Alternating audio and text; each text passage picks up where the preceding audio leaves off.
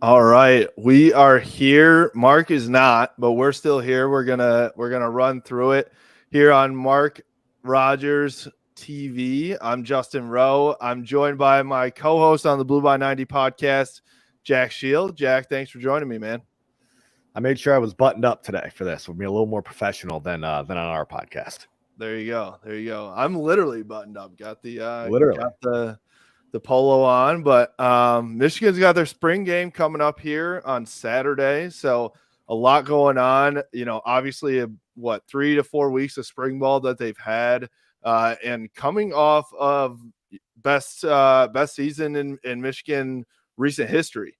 So you know, a big deal for them to keep this rolling, especially after Jim Harbaugh, you know, went back and forth with the NFL and nobody knew what he was going to do. So I think for them to keep the momentum rolling this spring is really big. So first and foremost, I mean, let's talk about this spring season. They're actually going head to head. I know we've talked to a lot of guys on our podcast. They've been hitting. They've been going at it. They love the energy of what's going on this spring.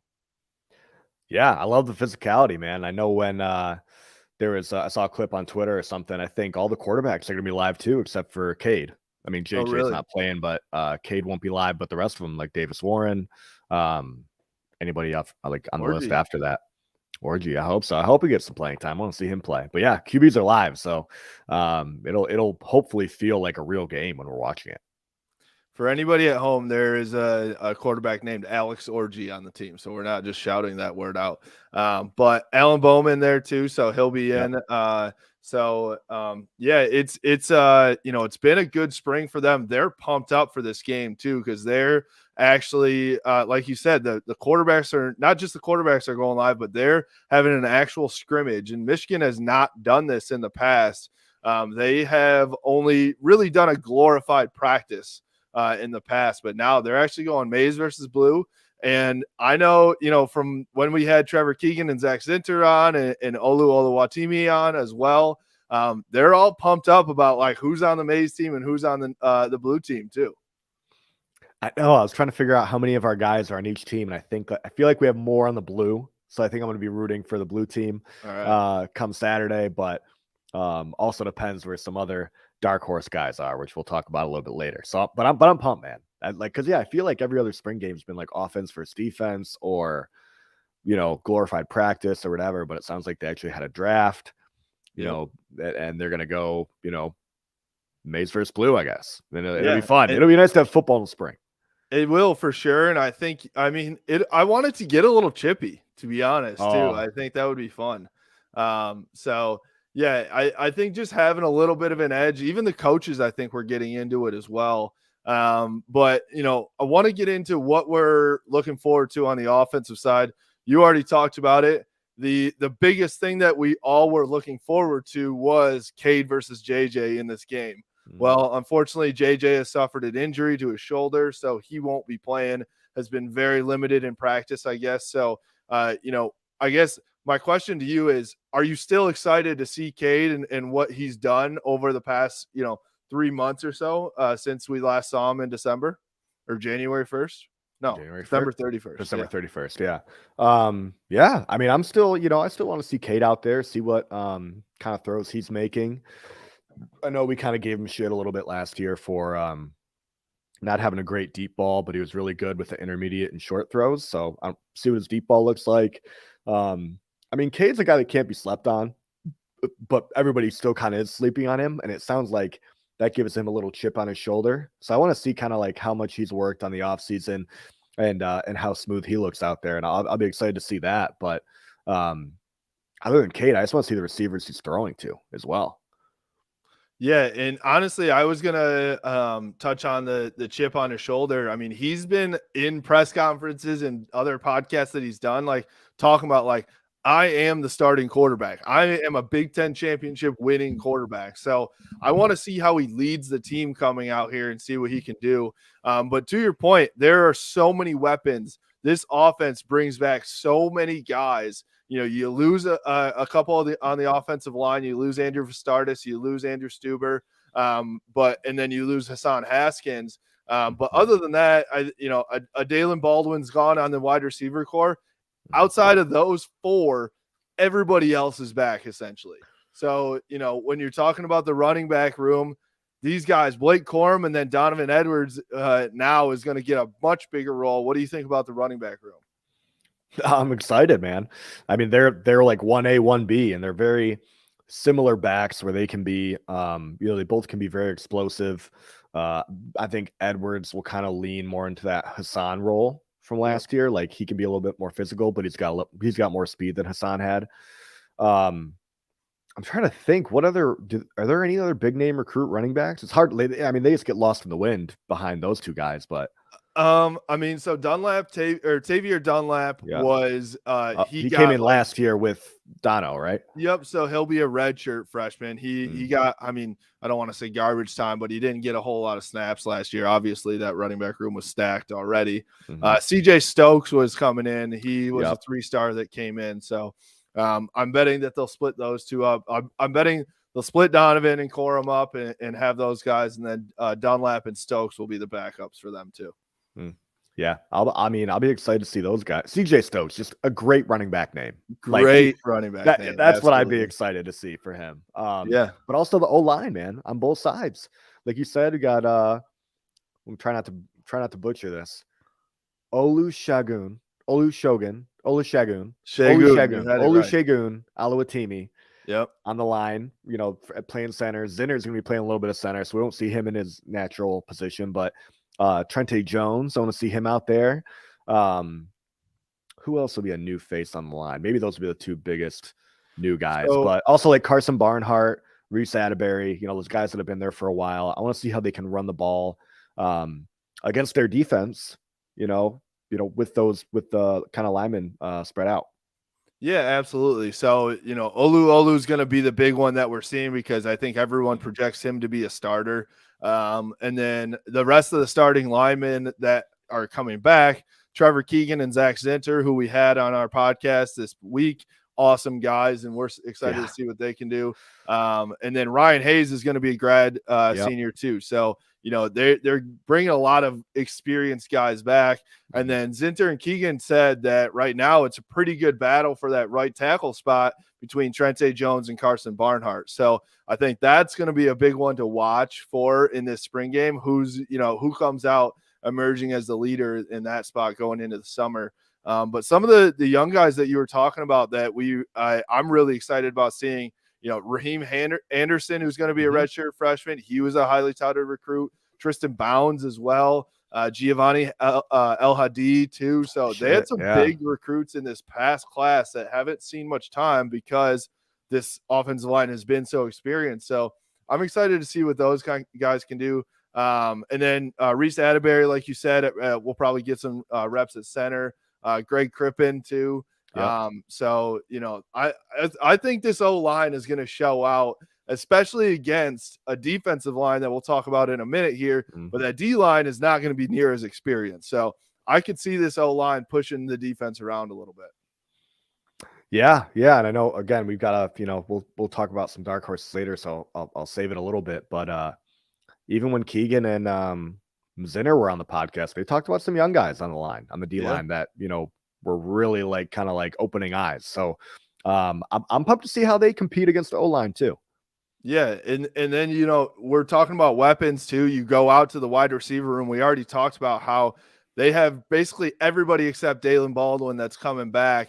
So you have Andrell Anthony, who was a star that just burst onto the scene for Michigan this past year. I'm really excited to see what he does in the number 1 jersey. I think he could be a guy that becomes like the number 1 option for Michigan here because he's a big body, has the speed and all that stuff. But you've got Cornelius Johnson coming back. Ronnie Bell, I'm not sure. I don't think he's been practicing, so I don't know if we'll see him much. Right. But even a Donovan Edwards in the slot too. I think it'll be really cool to see what this offense does, especially with Josh Gaddis gone and Sharon Moore and Matt Weiss jumping into this offense and calling different plays. So that's something to watch too. Is it a new scheme? What are they doing with that too? I'd like to think that they'll keep it pretty similar to what Gaddis ran just because of the success they had last year. But yeah, I'm excited to see if they do any 2-back sets and they put, Dono out wide and have Quorum in the backfield. I mean, there's just so many weapons on offense, man. I mean, So many different things they can do. We didn't even mention Roman Wilson and AJ Henning, who played Right. a ton last year. So like Samer he'll still be playing both ways. I mean, right. That's so true. And even Dennis is a junior that probably will get some play time too. So man, they're very, very deep, and with all pretty experienced guys, like everybody's gotten run there that we just talked about. Yeah. Yep. So all right. So that is the one group that we didn't talk about on the offensive side too was the tight end group, which could be a lethal. Those are the boys, and honestly, we're talking about weapons. Like, I believe that they will continue to use this tight end room that is also deep. I mean, it sounds like we're like, honking that horn that this offense is going to be unreal. It is.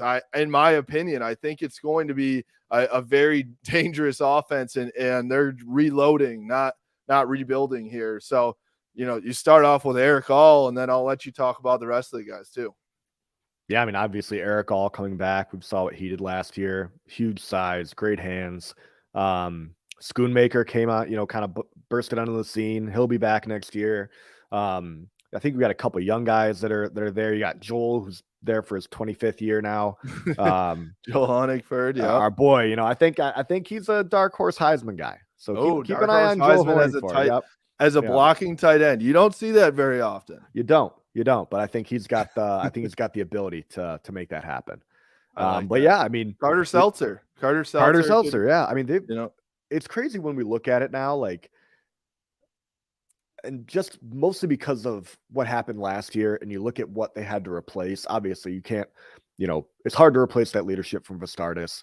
It's hard to replace that talent from Stuber at the right tackle position. But, Michigan's recruited really well at the O-line. I think a lot of those guys, if not all of them, were like 4 or 5-star lineman recruits. And then you get Olu to replace Vastardis at the center position. I think he's projected to be like one of the top centers in the draft next year. Right. So I think that line, if anything, stays the same, if not improves. And that's where you're losing most of the guys. So, I mean, if we can replicate, what the offense did last year, maybe Cade improves a little bit on his passing, not that he had to improve much. And then obviously you have Blake Corum and Donovan Edwards in the backfield. I don't think this offense, unless the coaching staff is drastically changing the play calling system, I think they continue to show out again next year. And possibly improve. There's so much talent that's returning. You said you don't think that Cade has a ton to improve on his throwing. I think that there are people out there that would disagree with you. 100% there will be. I mean, like we mentioned it earlier on, it was like, his intermediate and short passes were, incredible. He could do that very, very well. But I felt like sometimes his deep balls weren't, super consistent. Because he can throw a good deep ball. He showed to do it many, many times, but he just wasn't consistent for me, for what I would hope to see with like big plays, just because you see like Alabamas and all these Georgias. It seems like every deep ball they throw is a dime, and the receivers catching it in stride, it's touchdown. So stuff like that, that's the biggest thing for me. Is I'm curious to see what Cade's deep ball looks like, but he's a talented quarterback, man. Like we've got a really good problem here at Michigan with 2 star quarterbacks, and the backup is always the most popular guy on the team, right? From the fans. But I'm excited to see Cade kind of really show out, try to secure his spot. And I hope the fans rally around him, man. He deserves it. He definitely deserves it. What I don't want is people like booing or anything like that. I think when you think of Cade McNamara, he's not going to make that miraculous throw, but he is very efficient. And that's what Jim Harbaugh likes about him. He's not going to make a mistake. He's going to get move the ball down the field, do what needs to be done. So I have to imagine they're going to do that more, but then like spice it up a little bit, and he's going to improve on those deep balls. It's crazy to me to not think that he's going to improve. Everyone thinks that JJ is going to make that big step. I don't see why Cade can't make a pretty big step himself as well. So that's what I'm excited to see if he has made some of those big improvements and if he'll show it on Saturday. But let's move over to the defense as well. So, the defense is not reloading quite as much as the offense. They've got some guys that can make that leap and have that breakout year, but you're losing a ton in this defense. You lose Josh Ross at linebacker, you lose Brad Hawkins at safety, Dax Hill at safety as well. And you lose Vincent Gray at corner. And the big dogs up front that I haven't mentioned yet are Aiden Hutchinson and David Ajabo. Anytime you lose a possible. Is Chris Hinton coming back? Nope, Chris Hinton declared as well. Yeah. So anytime you lose a possible number one pick, I think that's going to be a tough one to replace, right? But what do you think about this defense when you think about where they're going to be at come Saturday? I mean, to your point, they're replacing a lot of talent. I think it'll hopefully answer a lot of questions for, us in the media and Michigan fans and about what this defense will look like and how they'll compare to last season. I love that Mozzie Smith is back. Julius Welsh off. I mean, he's a guy that could really have a big year. We were talking to Zach and Keegs about that on Monday. Talking about even just like they're just doing combine numbers. And I get, combine numbers aren't everything and whatever. Right.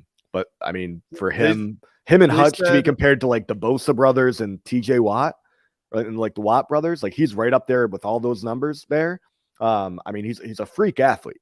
Right. To clarify, they didn't compare him to that on the field, but they said if you put Hutch and Welshoff in the weight room, Welshoff is doing all of the same numbers and putting up the same weight as those guys. So, if I'm a coach, I want to put that guy on the field and figure out how can we use somebody that's that strong, right?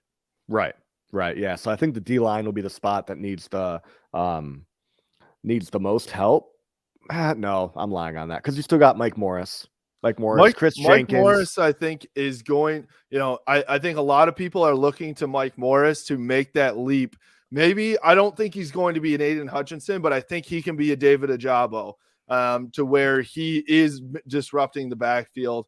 Ajabo, I think, benefited from everybody double teaming Hutchinson, but I think Mike Morris can get on that level. Now, on the other side as well, you've got a Jalen Harrell that's going to play the edge. Braden McGregor is going to be a junior. Braden McGregor too. So I think there are guys there. It's just, are we going to see them make that leap? And so that's what I'm interested to see from these guys. Are they going to, actually take that giant step that we're looking to get them to make? Now, on the inside, you talked about them, a few of them already, but Mozzie Smith, Rayshawn Benny is one. He's a redshirt freshman that I'm really excited to see on the interior. He was a big get for Michigan, flipped him from Michigan State and everything like that. And then Chris Jenkins too is one that I want to see. So Chris Jenkins made a pretty big jump in the last year, going from 0 playing time to some playing time. I want to see him go from some playing time to a leader of this defense on the interior line. Now, where this defense does have experience is at the linebacking core. Yeah. So talk about those guys. Yeah. I mean, honestly, obviously love Josh Ross, but I feel like even him leaving, I mean, again, leadership, he's like a Vascardis type guy, talented, huge amount of leadership. Like it's so hard to replace that. But you've got a freshman All-American coming back in Junior Colson, who is a Devin Bush type guy, like explosive. He's got the speed, he's great at tackling. And he can be a leader on that, in the middle of the field there. But then you also got Nakai Hill Green. You've got big boy. There's another hyphenated name, right? No, that's it. So you've got Khalil Mullings. That's what I was thinking of. Khalil Mullings, Nakai Hill Green, and Junior Colson. I think you have a more athletic linebacking core now. Yeah. So maybe they can cover a little more ground. So that's what I'm excited to see. I'm excited to see a little bit more of Khalil Mullings because we saw a decent amount of Nakai Hill Green and definitely a lot of Junior Colson last year. So curious to see how those guys kind of play with Josh Ross moving on. Couple other guys that I'd like to see in the linebacking core is Mike Barrett's coming back for a fifth year. He was that Viper position when Don Brown was at Michigan. That position kind of went away when Mike McDonald came. I still imagine with the way that Jesse Minter is running the defense now, it's going to be he's still going to be more of an interior linebacker. But last year it was very transitional. He was going to Viper to middle linebacker. Now, can he does he have it, right? Because he's going to be that experienced guy, maybe not quite as athletic as a junior Colson, but still can play ball, big hitter and everything like that. The other guy is Jaden Hood, is a redshirt freshman as well. So Jaden Hood was a big, I believe he was a 4-star recruit for Michigan as well. I can see him backing those guys up and see him making a decent splash, at least in the spring game, and see what he can do in the summer. That's what I'm interested to see. And then, we mentioned Jesse Minter. Jesse Minter is now the new defensive coordinator, taking over from Mike McDonald, coming from Vanderbilt. Vanderbilt had the worst defense in the SEC. We're not shying away from that. I think it's just a Vanderbilt thing. I think, I'm excited to see what Jesse Minter can do, especially when they're calling it year 2 of this defense. So the scheme is going to stay the same. And then, the other part to it is Steve Clinkscale, who will be actually in year 2 with Michigan, is now, co-D coordinator as well, and he's handling the defensive backfield. So talk about those guys at safety and corner too. Yeah, I mean, honestly, for me, I can't name more than 2 guys, I don't think, in that secondary, because you talked about how Dax Hill, Vincent Correa, Brad Hawkins. Was there another guy? 4th guy? That's it, I believe. Okay, so those guys are all gone. I mean, that's replacing some big names, but you got Will Johnson, freshman, wearing number 2, 5-star recruit, number 1 player in Michigan that we'll be able to see play on Saturday. And that's who I'm really excited to see in that secondary. I mean, talking about other guys, I'm blanking. I got nothing. Who else is back there now? I'll take over for you here. So, I mean, one guy that did play quite a bit last year was DJ Turner. He'll be a senior. He's very talented at corner. So I'm excited to see him. After he didn't start all of last year, but he's, towards the end of the year, he was starting.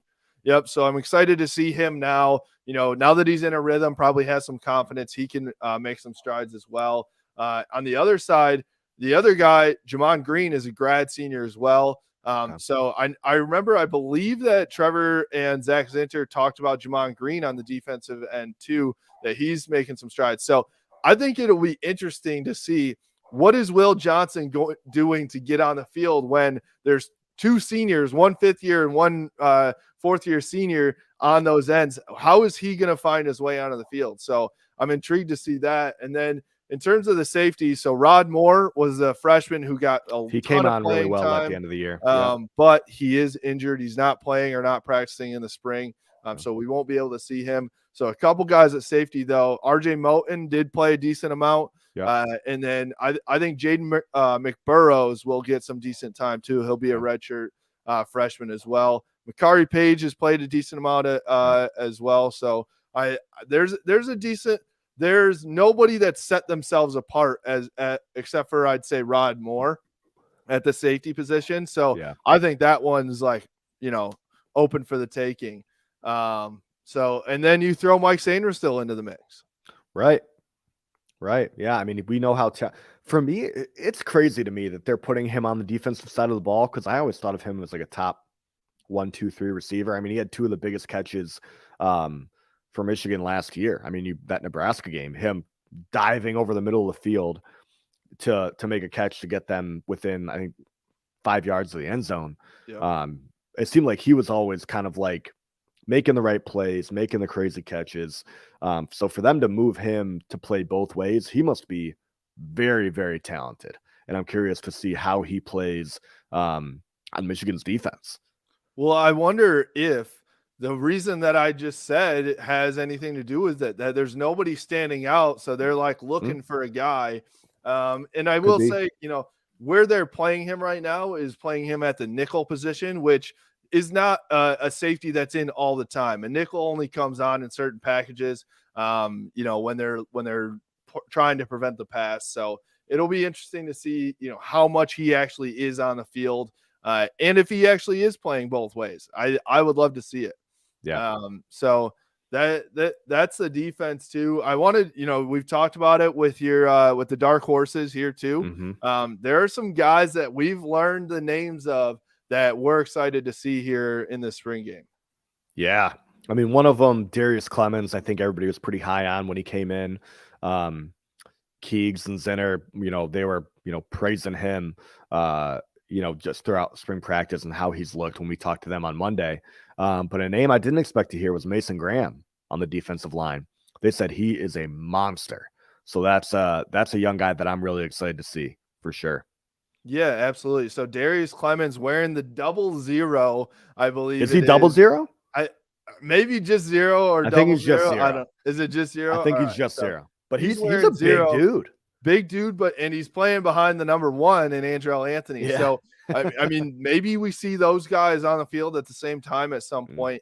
But I think that is what Michigan has been missing a little bit in terms of the passing game since Nico Collins, since Donovan Peoples-Jones, is that big body. That's what Andrell Anthony brought to the table last year. I'd love to see Darius Clemens bring it this year as well. And then, as you said, Mason Graham coming out as a freshman. That middle, the middle of the defense of the defensive line is still for the taking as well. There are some guys there that have kind of been there, but not really been standout-ish. And so if he's ready to make an impact, I'm excited to see him. One other guy that I wanted to touch on too is Lewis Hansen at tight end. So I know that's a crowded tight end group, but I've been hearing he's getting a ton of reps with the ones here, with Cade throwing to him. I've seen Cade throw a couple TDs to him. So I'm excited to see what he can do too, and if he can make a splash on this offense as well. So it's going to be a fun Saturday, that's for sure. I think there's a lot to look out for. This has got to be one of the most exciting springs that we've had in a long time in Ann Arbor. Yeah, I mean, just so many sports have had success. Michigan football, we have a good taste in our mouth because they won the Big Ten. They beat Ohio State. They made it to the college football playoff. So we're going into a season for the first time where there's hype that's backed up. Right, it's backed up. That's the point. There's always been hype, but it's backed up. But it's backed up now. So I think everybody's pretty excited. I think the energy in Ann Arbor is going to be incredible. And just, hockey's in the Frozen Four. You got women's basketball made it to the Elite Eight. Softball's crushing it. Baseball's doing well. I think there's just a lot of excitement around the sports in Ann Arbor, and I'm pumped for football to be back, man. It's always a good day when football is being played in the big house. So excited to have those boys in there and see what they can do, and talk to them after. We'll, over at Blue by 90, we'll have a bunch of interviews with these guys. Like we said, we've interviewed a lot of the players so far, and we'll have some more stuff coming from them immediately after the spring game too. So excited to do that. But we appreciate you listening.